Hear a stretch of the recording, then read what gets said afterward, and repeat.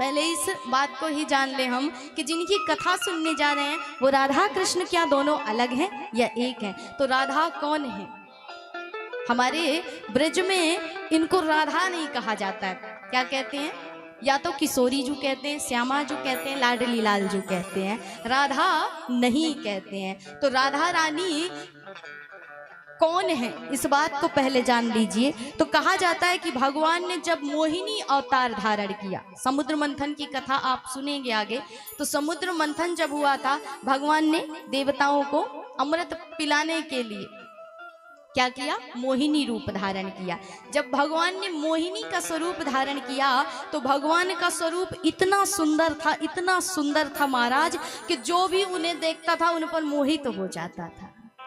सब उन पर मोहित हो गए, यहाँ तक कि महादेव भी मोहित हो गए। और महादेव के मन में भी विचार आ गया कि इतनी सुंदर पत्नी मिल जाए तो क्या बात है महाराज। कहीं ना कहीं सबके मन में काम भाव आया देख करके मोहिनी अवतार को। लेकिन एक देव ऐसे हुए जिनके मन में ये भाव नहीं आया, इनके मन में वात्सल्य भाव आया। अर्थात सबको तो लगे कि ऐसी पत्नी मिल जाए तो भाग्य उदय हो जाए, लेकिन उन देव को क्या लगा कि महाराज ऐसी पुत्री मिल जाए तो कितना आनंद आ जाए। और ये कोई और नहीं, हमारे थे सूर्य देव भगवान। सूर्य देव के मन में आ गया वात्सल्य भाव कि ऐसी सुंदर कन्या यदि मेरी पुत्री बन जाए तो कितना आनंद आएगा। भगवान ने जब सूर्य भगवान के भाव को समझा, उनके वात्सल्य भाव को देखा, तो भगवान भी उनका सम्मान करने लगे, उनको कहने लगे, प्रसन्न हो गए और कहा, प्रभु आपके इस भाव पर मैं रीझ गया हूं।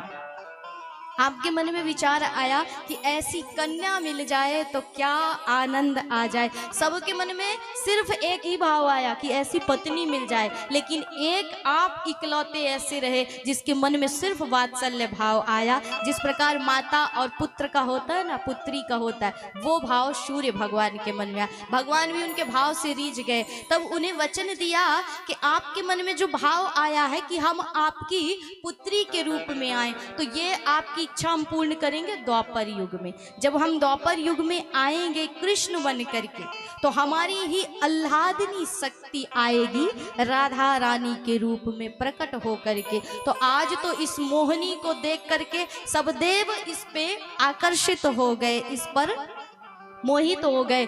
लेकिन जहां पर करोड़ों मोहनियां भी मोहित हो जाएंगी, ऐसा स्वरूप राधा का लेकर के हम आएंगे और आपकी ही पुत्री के रूप में हम उस ब्रजधाम में प्रकट हो करके आएंगे। तो वही भगवान की आह्लादनी शक्ति ही राधा रानी है। इसलिए चाहे कृष्ण कहिए, चाहे राधा कहिए, चाहे राधा कहिए, चाहे कृष्ण कहिए, दोनों एक ही हैं, सिर्फ देह अलग, आत्मा एक ही है। भगवान की ही आत्मा है राधा रानी। इसलिए संसार में राधा का नाम अलग से नहीं लिया जाता, क्योंकि कृष्ण कह लिया तो राधा पूर्ण हो गया महाराज। इसलिए यहाँ पर क्या कहा? श्री कृष्णाय वयम नुमः। श्री राधा कृष्णाय वयम नुमः नहीं कहा, क्या कहा? श्री कृष्णाय वयम नुमः। अर्थात श्री अर्थात हमारी किशोरी जू और कृष्ण तो कृष्ण ही है महाराज। इसलिए किशोरी जी का नाम अलग से नहीं लिया गया। वही राधा रानी जगत का कल्याण करने वाली।